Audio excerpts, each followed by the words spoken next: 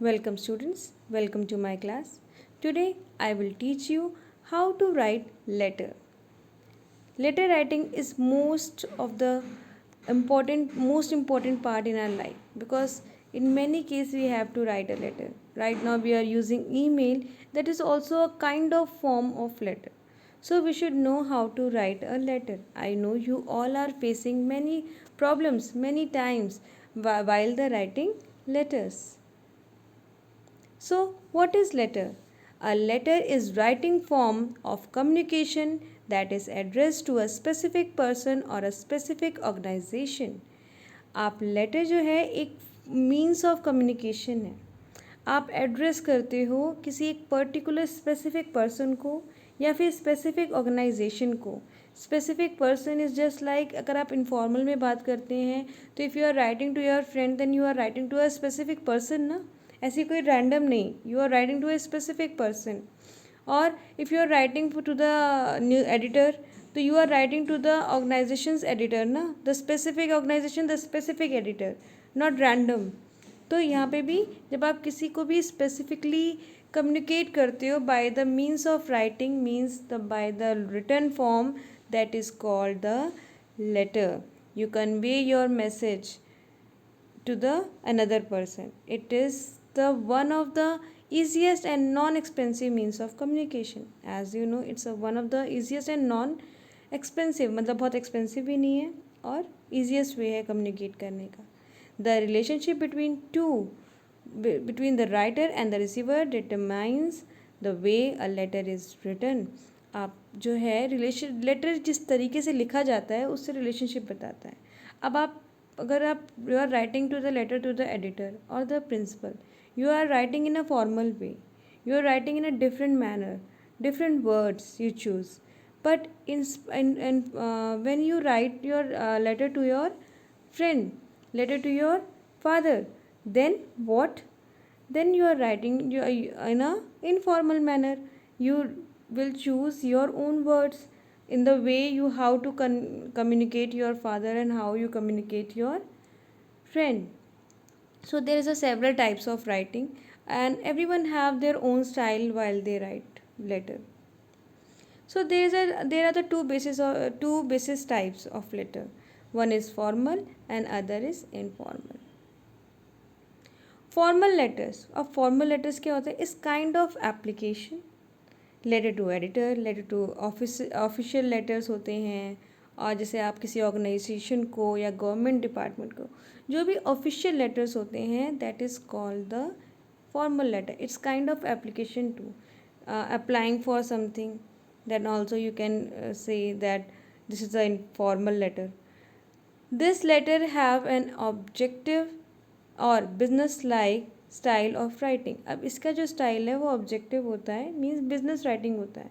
Means if you want to buy books, if you want to request for a books, तो आप क्या लिखोगे? आप रिक्वेस्ट करोगे और उसके बाद बुक्स की डिटेल लिखोगे. तो वो ऑब्जेक्टिव मैनर में आ गया कि आपने डिटेल लिखनी ही लिखनी है ना. इसी तरीके से और वो बिज़नेस लाइक भी हो गया. तो बिज़नेस पर्पज़ से या फिर ऑब्जेक्टिव मैनर पे रिक्वेस्ट, इस तरह की चीज़ों में हम जो है फॉर्मल लेटर का यूज़ करते हैं. This is the format of formal letter.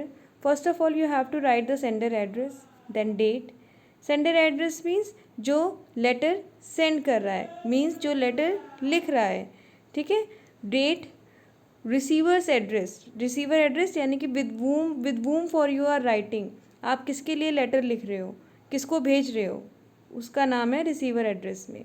Like if you are writing for the principal तो like to the principal, school, and then the state or city. Subject is the most important part in the formal writing. You have to write, you must to write the subject is the most, you can say कि most effective part in the letter. आप subject लिखते हो तो आपको पता होना चाहिए कि आप किस लिए राइटिंग लेटर राइट कर रहे हो. सब्जेक्ट जो है वो हाईलाइटेड होता है, मतलब सब्जेक्ट से है पता चलना चाहिए कि लेटर की बॉडी में क्या लिखा है, आप किस चीज़ के लिए न कट टू द पॉइंट होना चाहिए सब्जेक्ट, पूरा एक पैराग्राफ नहीं, टू द पॉइंट एक लाइन में. What for you are writing this letter, this is your subject. फिर salutation means dear ma'am, dear sir, respected ma'am, respected sir, insert whatever you want to write. So body of the letter. Now come to the body of letter. Body of letter में first of all first paragraph में आप greetings और introduction में आप involve करेंगे. फिर then you have to release your matter. आप पहले इंट्रो देंगे, आप ग्रीट करेंगे, फिर उसके बाद आप अपना मैटर बताएंगे कि what for you are writing. और at the last when you are complimentary closing it, then you have to ensure that, जैसे हम कहते हैं ना कि मुझे उम्मीद है कि आप मेरी बात ज़रूर सुनेंगे. I am very sure you are listening, kindly listen, kindly accept my request. We said ना some, तो like this only, this you have to be the closure. आपका जो closing है वो इसी तरह से होनी चाहिए with the impactful ending.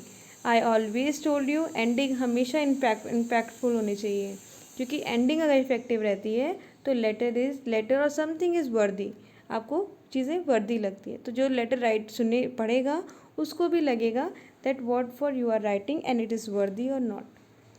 सो आपको फर्स्ट ऑफ ऑल आपको क्या करना है, ग्रीट करना है. Then what matter for you are writing, then you have to close it with the hopes and positive attitude. Okay, and always remain your positive attitude with the while the writing address. Then you have to write the sender name, signature and designation. If designation is required, suppose you are the student of class 6, then you have to write the class 6.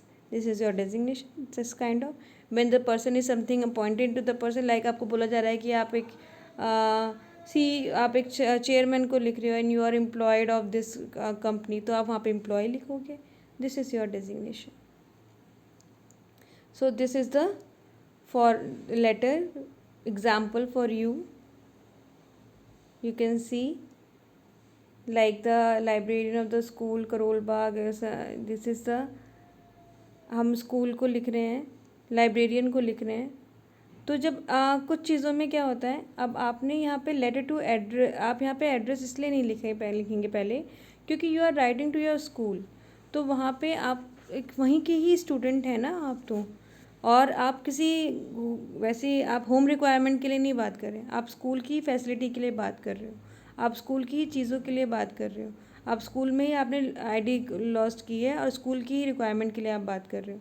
तो उसमें जो है आप सबसे पहले address लिखेंगे, the librarian, the school, फिर then state, I just told you the address, फिर डेट आ गया, and then date is upon the, you can say after that also you can write it before also.